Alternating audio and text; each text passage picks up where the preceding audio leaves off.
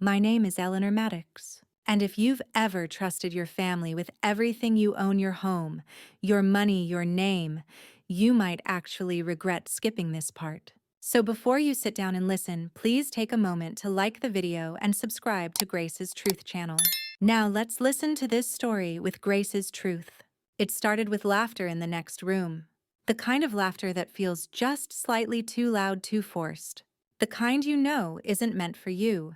I was in the kitchen, my own kitchen, slicing oranges for my grandson's afternoon snack. He loved them peeled and chilled. I'd just opened the fridge when I heard my daughter-in-law whisper something sharp and sarcastic, followed by my son's voice, low and conspiratorial. I don't eavesdrop, I never have. But when you're 72 and half the people in your house forget you're still capable of walking quietly, you tend to overhear things by accident. She'll be dead in 5 years tops. We just need the paperwork sorted. I didn't even blink. I didn't gasp.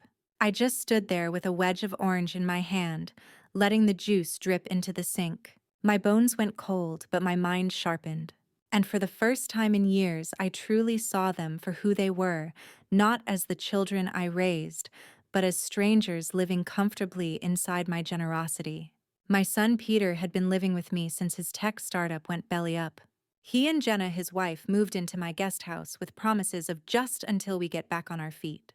That was 4 years ago. Somewhere along the way, I stopped charging rent. Then I started paying their car insurance. I even co-signed on their second car. I told myself it was love, family. I told myself many things. That night, I waited until they went out.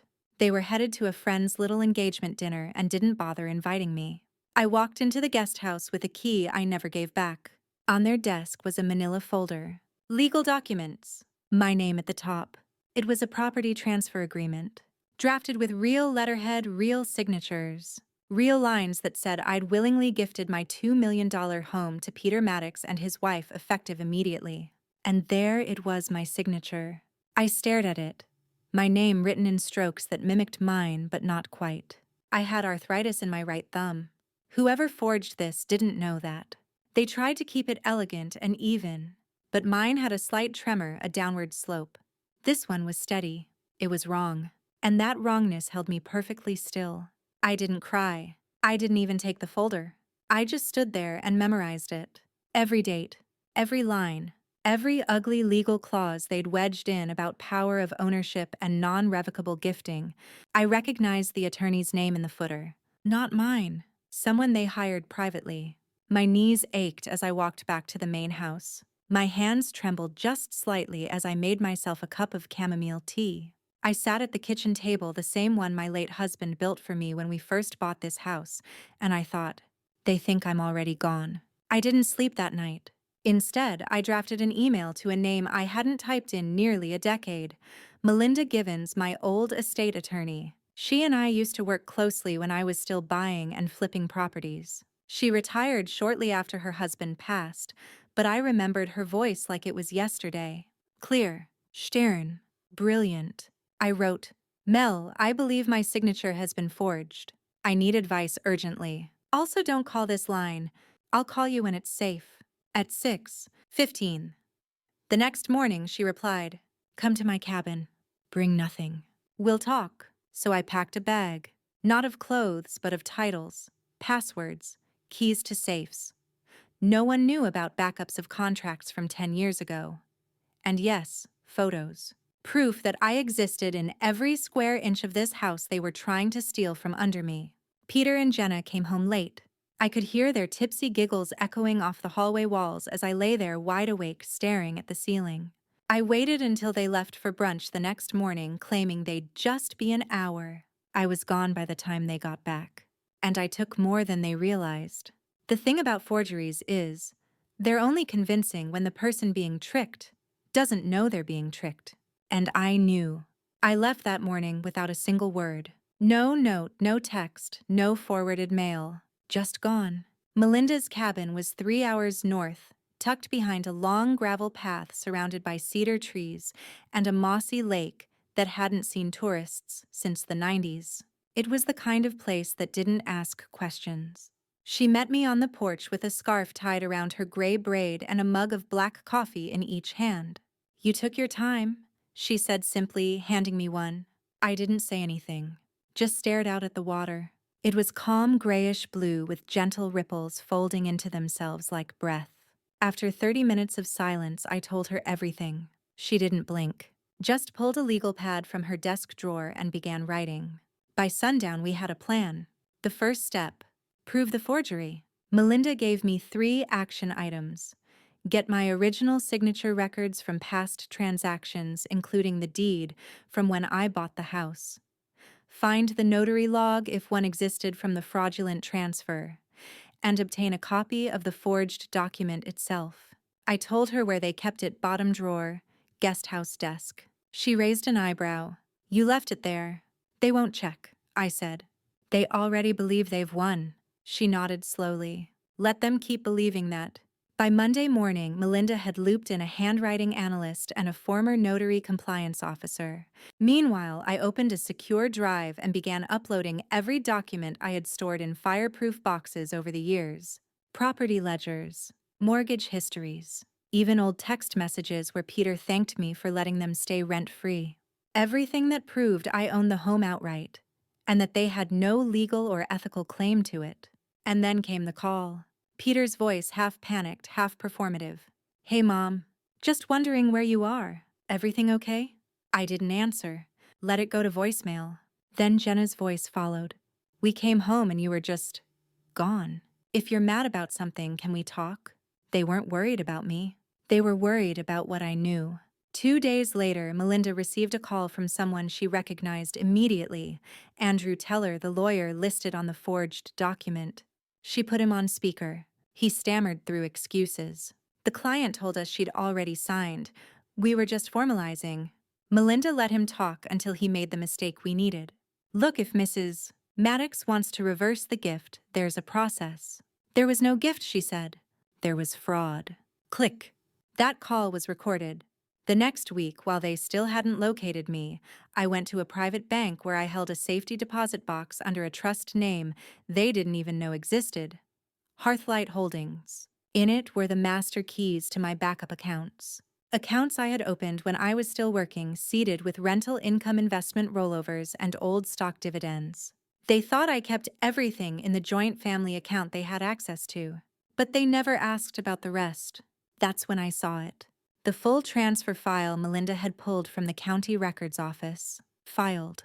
Processed. Signed under a notary seal. And yet I'd never seen it. Never held the pen. I felt sick. They hadn't just fantasized about stealing my home. They'd done it. It was now legally theirs. At least on paper. They had filed the transfer while I was at a medical appointment months ago. I remembered that day I was gone for 4 hours. Long enough. But here's the part they underestimated. I kept records. Meticulous, airtight, time-stamped records. Receipts for every mortgage payment. Deed history. Even the actual document from when the house was last refinanced, signed and fingerprinted by me with my ID on file. Their forged copy. No fingerprints. No ID copy. Just a lazy squiggle and a notary who, when contacted, claimed he wasn't sure which woman signed that day. Melinda smiled. We have him, and we'll have them. The next morning, I filed a fraud claim through the recorder's office. Quietly. No lawsuit yet. Just a contesting of ownership based on identity theft. The wheels began turning, and that's when I froze every bank account tied to their names. Every single one. Not the trust fund, not the secret holdings. No, I froze the accounts I knew they'd think were theirs. The joint family savings account, the backup debit card I'd let Peter use just in case, and the investment account I had once, in an act of foolish love, given him limited access to. They woke up to zeros and panic, and I slept better that night than I had in years. The first wave of consequences hit them on a Wednesday. I imagine it was sometime around noon, because that's when Peter used to refill his car at the gas station near the old tennis courts. He always used the family account debit card, and he always bought an extra coffee for Jenna vanilla oat milk. No foam. I knew his habits because I had enabled them for years. This time the card declined. 3 times. I hadn't shut the account down completely. Not yet. I just locked it. Enough to confuse them, not enough to alert the bank to fraud. I didn't want this to look like retaliation. I wanted it to look like life was slowly slipping out of their control. They called me 15 times that day. I turned the phone over on the nightstand and didn't even glance at it. At 3, QUP, Jenna sent a text. Did you freeze the account? We have a joint agreement. You can't just do that. Of course I could. I was the primary holder. She was an add-on. Her confidence had been borrowed from the assumption I would never act. It had never occurred to her that silence is not weakness. I spent that afternoon at Melinda's reviewing every communication they'd sent over the past 6 months. There were small things I hadn't noticed at the time, comments about the house being ours soon, about clearing out the front room, about how Mom doesn't need the master bedroom anymore. Hints of the storm they'd already set in motion while I was still making them dinner. And now they were feeling what it was like to be on the outside of decisions. By the end of the week, they had called the bank. The bank called me. Mrs. Maddox, your children are inquiring about access. Would you like to authorize them? I paused, then answered calmly, please document this call. Do not grant any permissions. In fact, please revoke all authorized users associated with my account, effective immediately. I could feel the silence on the other end. The banker didn't want to get involved, but she complied, and in a tone that almost sounded like sympathy, she said, understood. It's done. That night, Jenna posted a passive-aggressive photo of their dinner store brand mac and cheese and an empty wine bottle with the caption, some people forget who helped them when it mattered. I laughed, out loud by myself in the little study nook overlooking the lake. They had lived in my home on my money under my name, and now they were remembering what life felt like without my help. Melinda and I made our next move, contacting the County Fraud Division.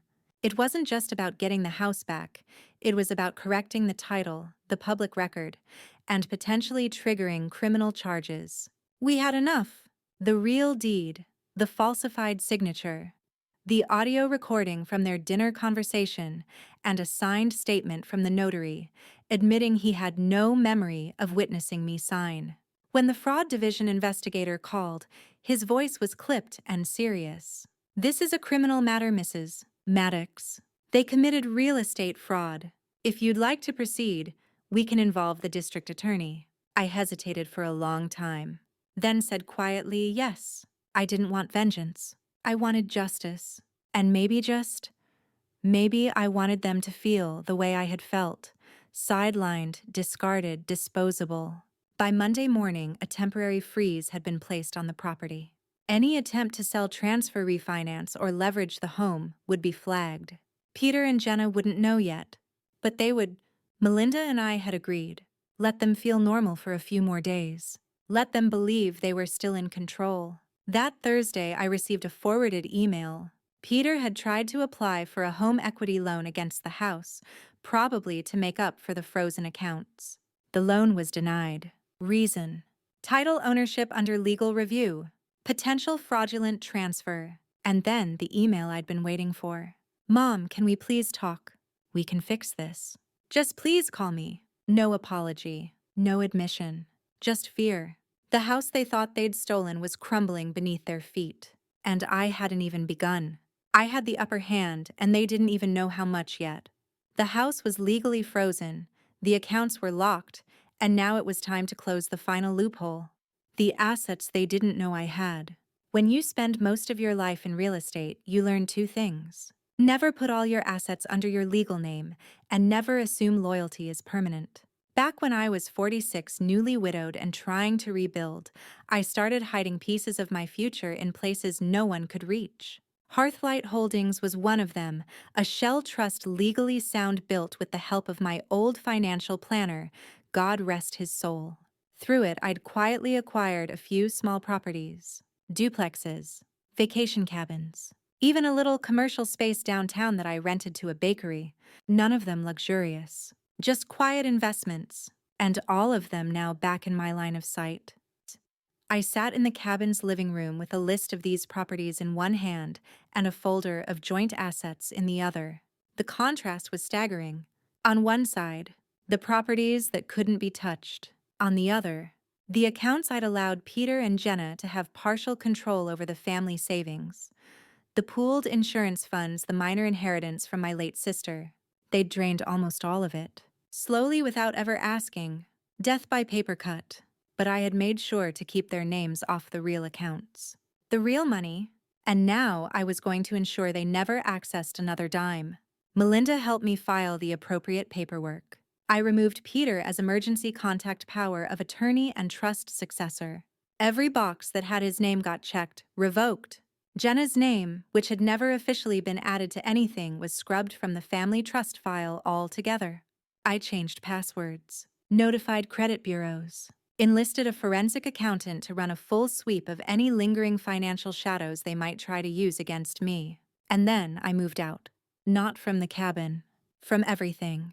I rented a villa 30 miles away under the Hearthlight name. A modern place. 2 bedrooms, high windows, gated entry. I hired a property manager and a discreet cleaning service. No one from my former life knew the address. On the morning I left, I did one last thing. I took my name off the utilities for the old house. Gas, water, electricity, all of it. I let the companies know the house had been fraudulently transferred and that the legal owner was contesting the documents. They couldn't cut service immediately, but they placed the accounts in dispute. Within 72 hours, billing stopped, and service notifications were sent to Peter and Jenna, now listed as the new owners. No power, no water, no control. They called me 20 times that week. I answered none. Then on a Friday afternoon, I received a voicemail. It was Peter. I could hear the exhaustion in his voice, the cracking of confidence. Mom, we can't stay here if the power doesn't come back. Jenna's been crying all day. We didn't mean to hurt you. I don't know what's happening, but can you please just call me? They didn't know yet that it wasn't about calling. It wasn't about begging. It was about the moment they'd sat across from that lawyer's desk, slid a forged signature across the table, and thought they'd beaten me. I wanted them to feel that same stillness, the one I felt in the kitchen, when I realized my own flesh and blood thought I was disposable. And I was only just getting started. Disappearing was easier than I expected. Not because I wanted to vanish, but because no one ever really looked at me to begin with. When you're an older woman in your 70s, people assume you're harmless, invisible, done. And that's what I let them think. I moved into the villa without telling a soul. Not my friends, not my former colleagues, not even my sister's daughter who still sent me Christmas cards. This new life wasn't about isolation. It was about control. It was about silence finally being something I chose rather than something forced on me. At night, I sat in the wide, quiet living room and watched the flickering shadows of the pool dance across the high ceilings. I made tea, I read, I started sketching again. It had been years since I let myself draw small geometric shapes at first, then faces. I drew Peter once. Just his eyes. They looked hollow on paper. I didn't keep it. Meanwhile, Peter and Jenna were unraveling. Melinda called me with updates like a news anchor delivering war reports. The house, my house, was officially frozen in litigation. They'd tried listing it on a rental site, hoping to make extra cash. It was flagged. Removed. They tried to switch the power to their own names, denied pending ownership confirmation.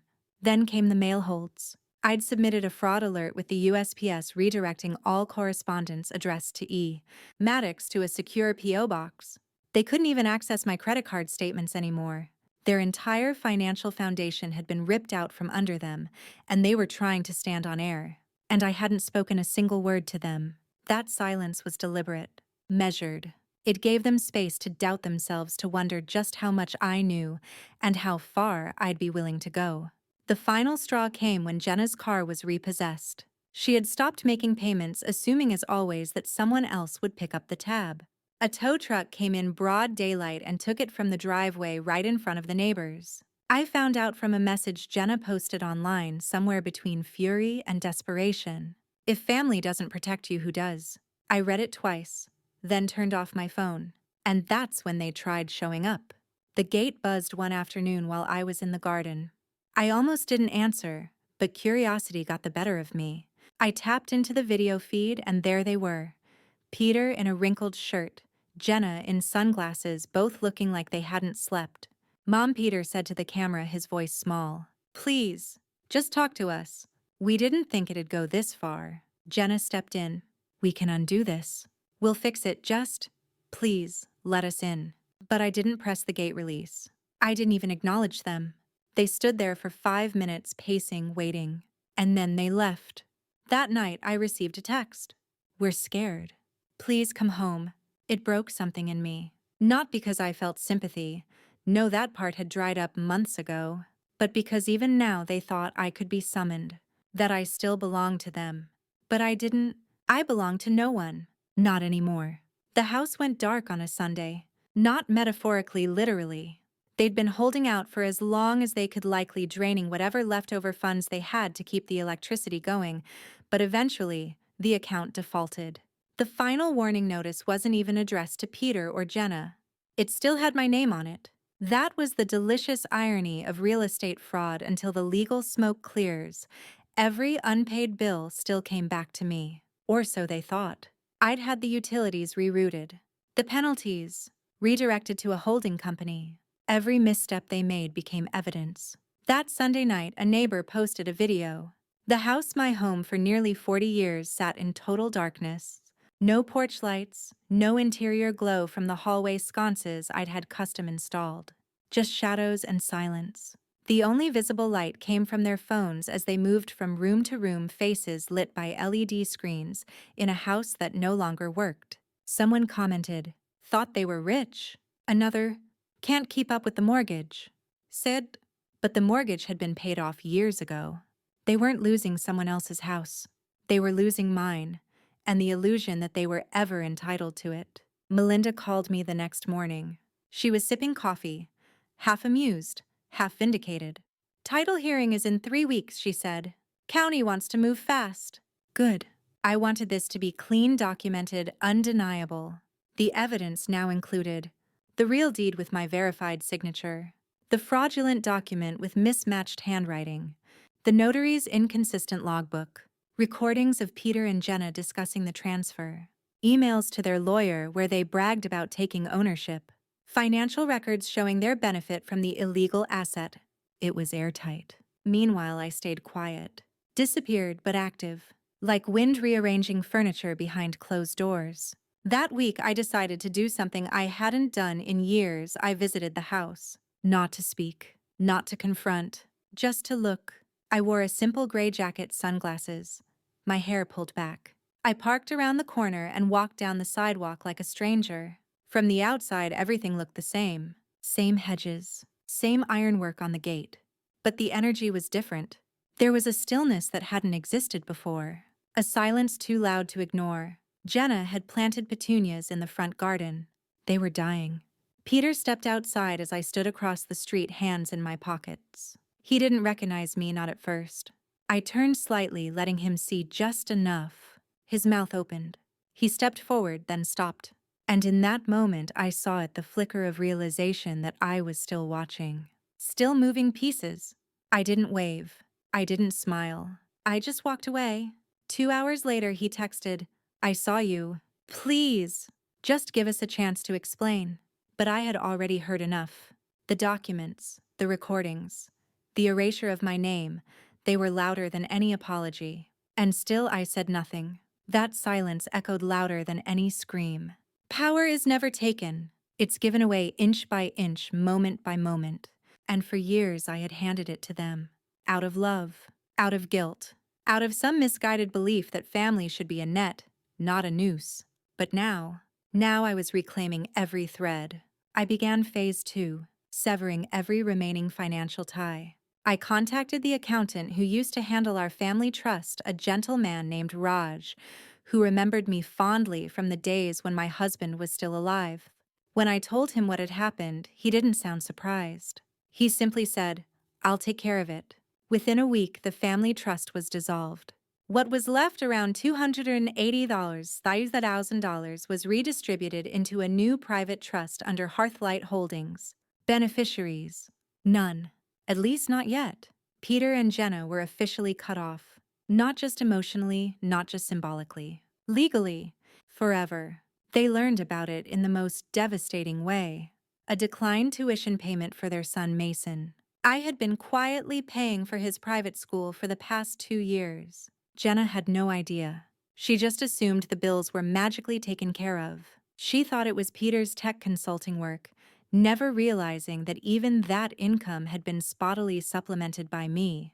The school called her, then emailed Peter. "We regret to inform you that the tuition payment for Mason Maddox has not been processed. Please remit payment immediately to avoid disruption." They called me again, not to beg, not even to yell, but to blame. Jenna's voicemail was laced with venom. "You're punishing your grandson. What kind of grandmother does this? You're sick." That stung. Because Mason, he had been innocent. I remembered the way he clung to my leg when he was 3, how he used to crawl into my lap with picture books and ask if clouds were heavier than dreams. I loved him, but I wasn't responsible for cleaning up his parents' crimes. That night, I stared at the ceiling fan spinning above my bed, listening to its soft, mechanical hum. The guilt crept in. Not enough to undo anything, just enough to ache. I transferred a separate fund to a neutral guardian account under Melinda's supervision. Mason's tuition would be covered for now, but only for him. Jenna and Peter would never know. I wanted to make sure Mason had a future that wasn't stained by their betrayal, but I didn't owe them the truth. I owed them silence. By the end of the week, their phones were cut off. The lines they'd been using were on the family plan, my plan. I'd removed them. They had no access to money, no access to comfort, and soon they'd have no access to shelter. The mortgage they believed they didn't have. That was an illusion. The house may have been paid off, but the county taxes hadn't. And now, with the fraudulent deed in dispute, their names weren't authorized to handle it. Late fees were stacking, notices were building, the pressure was mounting. And all the while, I sat on the balcony of my villa sipping chamomile tea, watching the sun sink behind tall palms. They had tried to bury me with my own generosity, and now they were suffocating in their own ambition. Desperation does strange things to people. They started showing up at places I used to go. My old grocery store, the salon I frequented, even the church I hadn't attended since the pandemic. I knew because Melinda's private investigator caught them on camera loitering, asking around. Their smiles were tight, their tone polite, but I could feel the panic behind it even in still images. They were looking for me not out of concern, but out of strategy. They had run out of options. Their accounts were frozen, utilities shut off, legal paperwork mounting like wet snow on a collapsing roof.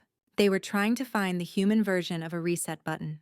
But I was gone. Not just from their lives, but from the version of myself who used to apologize for needing space. That week, I filed the final documentation to solidify the fraud case.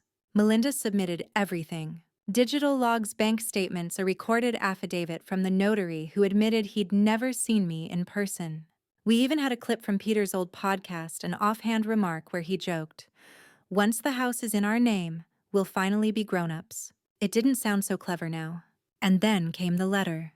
A thick, cream-colored envelope addressed in Peter's handwriting, delivered not to my villa, but to the P.O. box. Inside, a card with golden trim.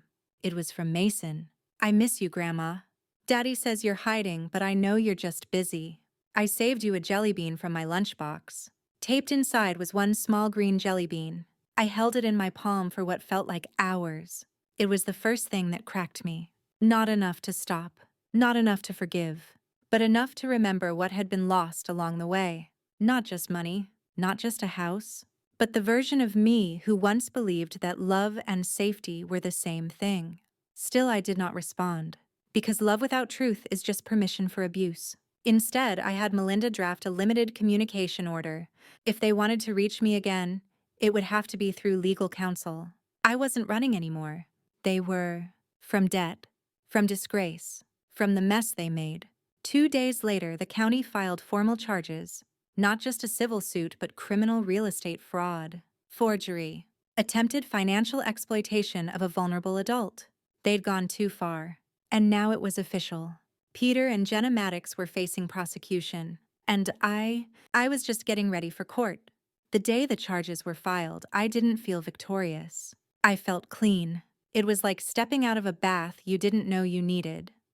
Scrubbing off years of overlooked insults, quiet dismissals, passive-aggressive thank yous for favors they never appreciated. The charges weren't about revenge. They were about truth having weight. Legal, undeniable paper trail truth. Melinda handled most of the legal traffic, but I insisted on being C'd on everything. I read every line of every form. I watched every court calendar update like it was a countdown clock on a bomb they had built with their own arrogance. Peter and Jenna were each served with a summons on a Thursday morning. The process server said Peter looked stunned, like he didn't even believe it was real, until he saw his own name printed across the top of the paperwork. Jenna tried to argue with the server. "You must have the wrong Maddox," she said.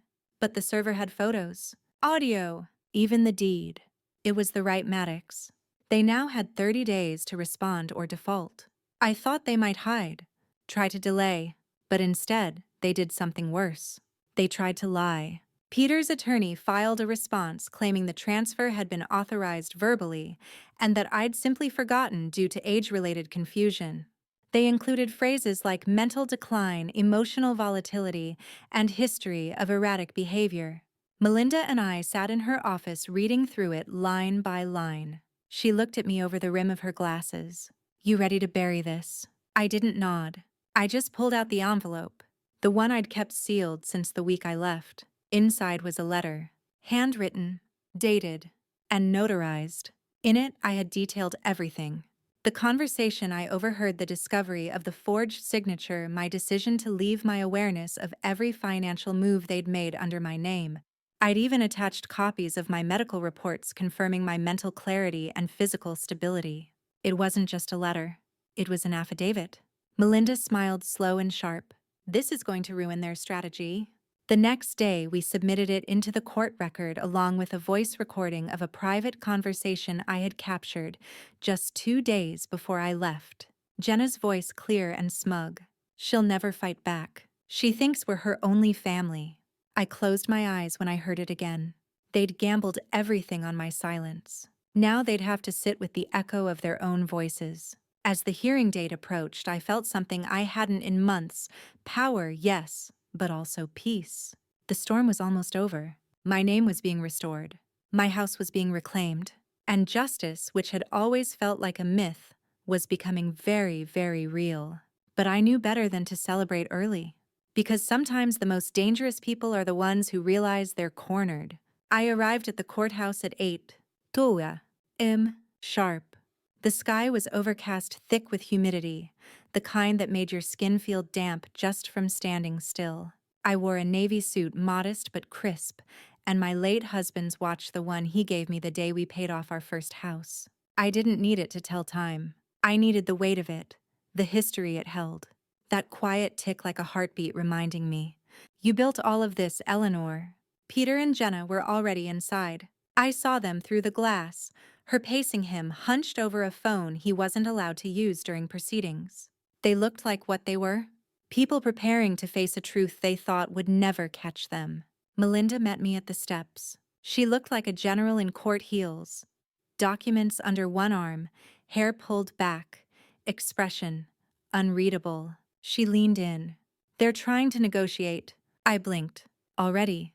They want to settle. Avoid trial. Avoid press." Of course they did. A formal hearing would mean public records, news coverage, an official fraud label tied to their names forever. But more than that, it would mean a courtroom full of eyes watching their shame unfold in real time. Still, I didn't answer. We walked inside, passing through metal detectors and fluorescent corridors until we reached the chamber. The courtroom was cold, sterile, the kind of place built not for comfort but control. And then I saw them, Peter and Jenna, seated at the defense table. Jenna looked up first. Her eyes locked on mine for a second too long. There was no apology in her face, just fear and something else. Entitlement gasping for air. Peter looked down. "Good." The judge entered and the hearing began.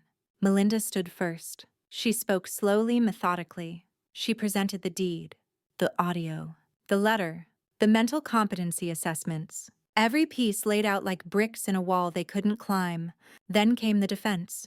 Peter's attorney made one last desperate pivot, blaming the notary, suggesting miscommunication, trying to paint me as a lonely widow who often changed her mind and forgot details. And then it was my turn. The judge asked if I wished to speak. I stood. My knees were steady, my breath even. And I said, "This is not about a house. This is about trust, about being stolen from by the people I loved most."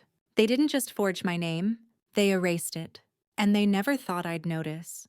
But I did. And now so will the court. Silence. The kind that presses against your skin. The judge nodded and the ruling came swiftly. Fraud confirmed. Ownership restored. Damages pending.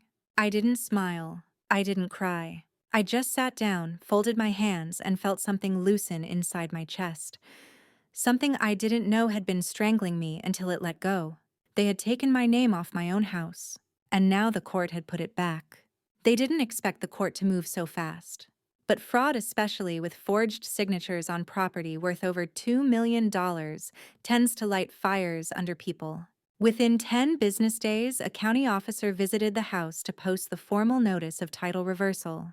The document was simple, official, and unmissable. Property returned to original owner by order of court. It was nailed right beside the front door, a white square of truth, stapled to the lie they'd tried to live in. Peter called Melinda the same day. He didn't ask for money. He asked for mercy. Said Jenna was not well, that they hadn't meant to hurt anyone, that they just panicked when the bills kept coming. All the usual refrains, like a greatest hits album of entitled desperation. Melinda didn't offer sympathy. She offered them a deadline. "You have 14 days to vacate. Anything left behind becomes property of the rightful owner."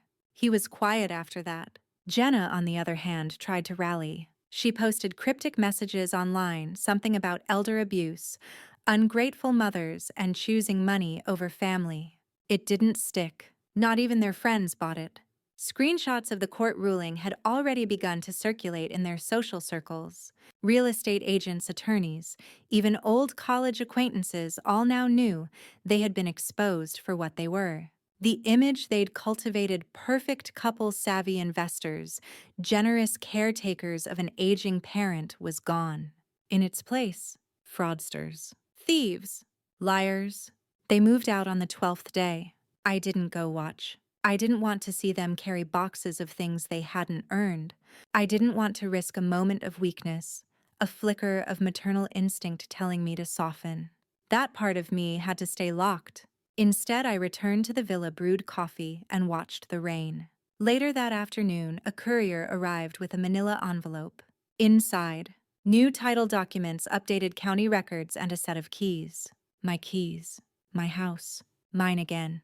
I held the ring in my palm and ran my thumb over the ridged edge of the brass. One of them still had the faint pink nail polish stain from the time Mason borrowed it to decorate my keychain. That was a different lifetime. That night, I drove back not to reclaim, but to remember. The house looked smaller now. Not physically, emotionally. The grandeur was gone. The windows were bare. The flower beds wilted, the porch dusted with leaves.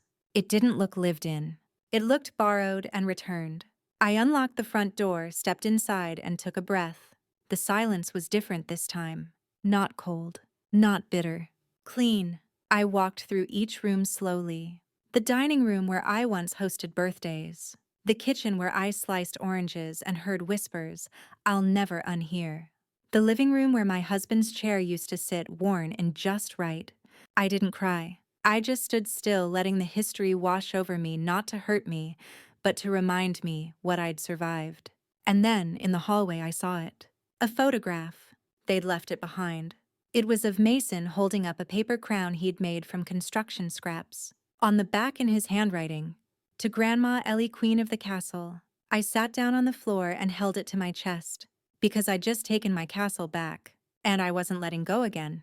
You'd think that regaining a house, one you built your life inside, raised a family in, would bring a rush of joy, some cinematic swell of emotion.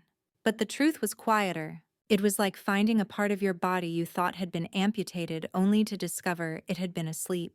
And now that the feeling returned, it tingled with every cautious step. The next week, I didn't move back in. Not immediately.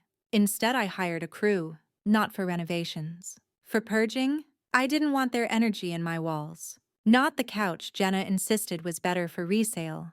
Not the cheap office furniture Peter crammed into my sunroom for his failed startup. I had them take it all. Anything bought with my money but chosen without my consent. Gone. And in its place, I began again. I brought back my grandmother's oak chest from storage. My wedding china still wrapped in the old newspaper from the 80s. Even the ridiculous pastel watercolor of a flamingo my husband won at a charity auction, it all came back. Pieces of the real me, of the woman who had quietly built everything that had been stolen. The contractors were respectful. They knew the story. The ruling had made local news headline. Elderly woman reclaims home after fraudulent transfer by son. I didn't correct the age descriptor. I had earned it.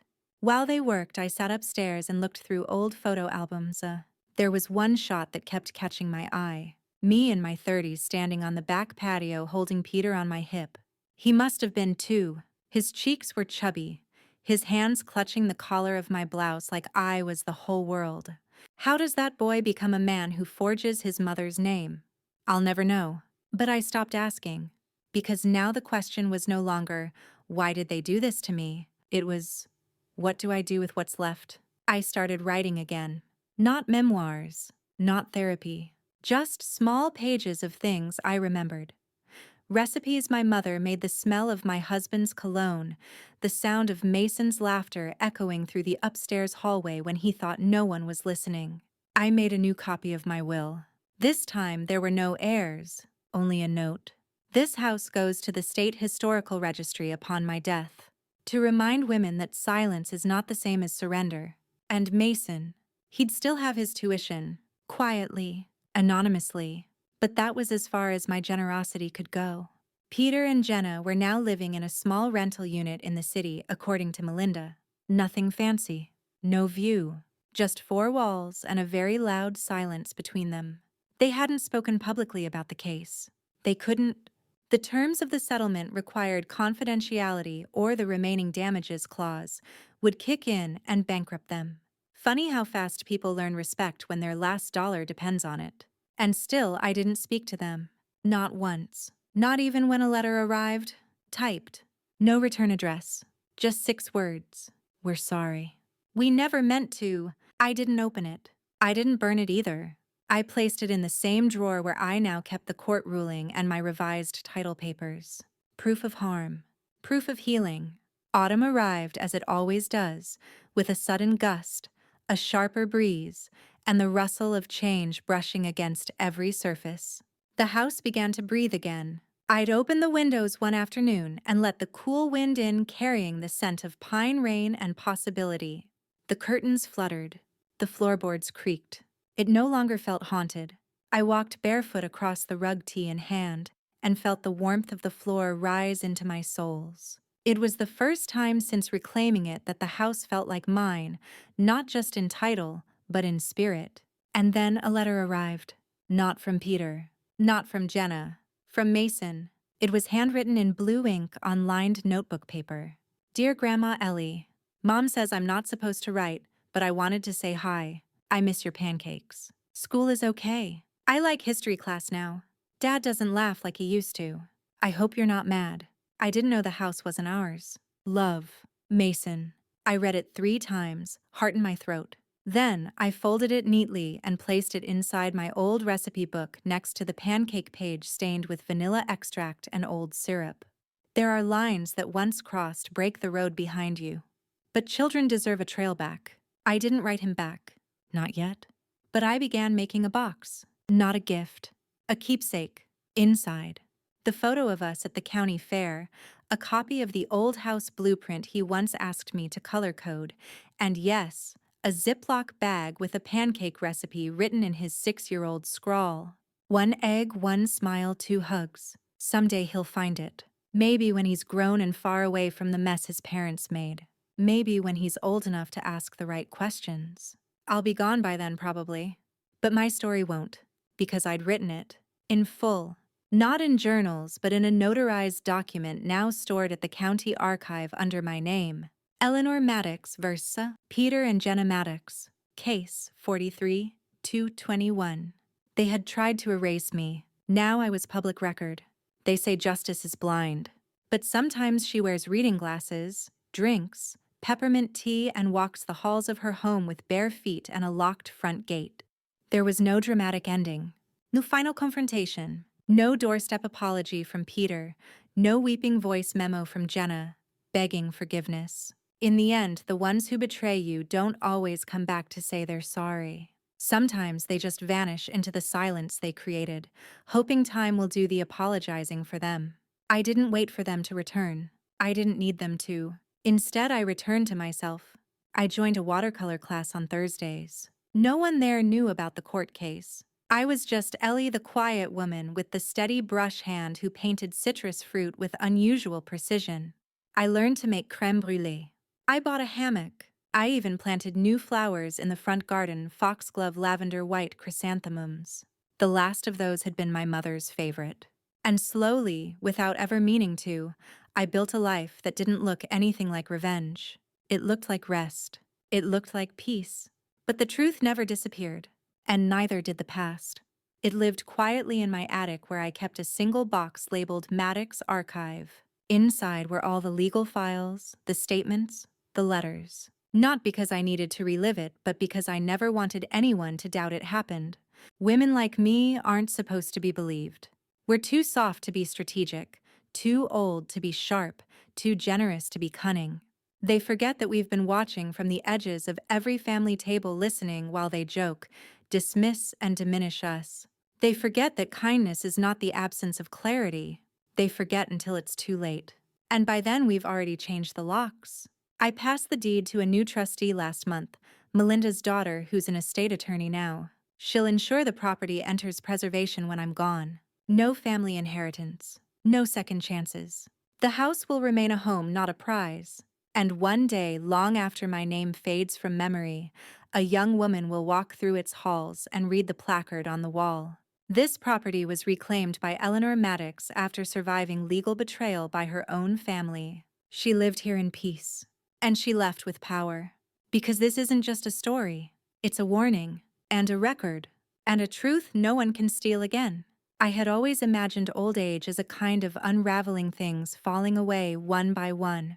People, strength, purpose. But I was wrong. It's not an unraveling. It's a sharpening. The distractions go first. The noise. The false obligations. The people who only loved you when you made their lives easier. What's left is clean and clear. And sometimes, yes, lonely, but never empty. Now my days begin in quiet. I rise before the sun, put on the kettle, and sit by the window while the light finds its way across the garden. There are no more voicemails. No more questions to answer. No more explanations to rehearse. Just breath, tea, and the soft hum of belonging to myself. The house no longer feels haunted by betrayal. The hallway where I once stood with a forged deed in my hand is now just a hallway. The guest house once filled with whispers and arrogance is now an artist's studio. I paint there sometimes. Nothing dramatic, just bowls of fruit, lines of chairs, a single window with rain. Sometimes I wonder if Peter still tells himself a different version of what happened. One where he didn't steal, didn't lie, didn't gamble his mother's love against the weight of greed. I no longer need to correct it, because I know the truth. And I didn't just live it, I documented it, signed it, filed it. History is no longer written by the ones who shout the loudest. It's written by those who stayed long enough to finish the page. A week ago, Mason turned 11. I didn't call, but I did send something, an anonymous scholarship donation to his school in the exact amount needed to keep him enrolled through next year. The check came from a fund named the Ellie Foundation. It wasn't much, just enough to remind him that love can exist quietly. The day after the donation cleared, I received a postcard. No return address, just a hand-drawn picture of a house with a crown above it. Inside, "You're still the queen of the castle." I held it for a long time, and for the first time since all of this began, I let the tears come, not out of grief, but out of knowing I had reclaimed more than a house. I had reclaimed myself. So here we are at the end of the story, not with a bang, not with a courtroom monologue or a dramatic fall from grace, but with silence. The kind of silence that comes after a storm when the air smells of soil and everything is damp with truth. Eleanor Maddox didn't set out to be a symbol. She was a mother, a grandmother, A woman who had spent her life building something from nothing and then watched her own blood forge her name to steal it. But this isn't just about a forged signature or a stolen house. This is about every woman who has been told she's too old to notice, too soft to resist, too loving to protect herself. It's about the quiet, methodical way she took her power back without shouting, without revenge, fantasies, without burning the house down. She simply reclaimed what was hers, and she did it on her terms. Along the way, she left breadcrumbs for those who might come after: documents, records, stories. She made sure the betrayal didn't disappear into the cracks of family shame. She turned it into something visible, permanent, something that would outlast the whispered justifications. She didn't write her story with rage. She wrote it with a pen that never ran out of ink, and she signed it clearly. Eleanor Maddox, survivor, strategist, queen of the castle. So when you hear stories like this, when someone tells you she was just being dramatic or it wasn't that serious, remember Eleanor. And remember, silence is not weakness. It's the sound of a woman waiting for the right moment to strike her name back into history. Softly, completely, and without permission.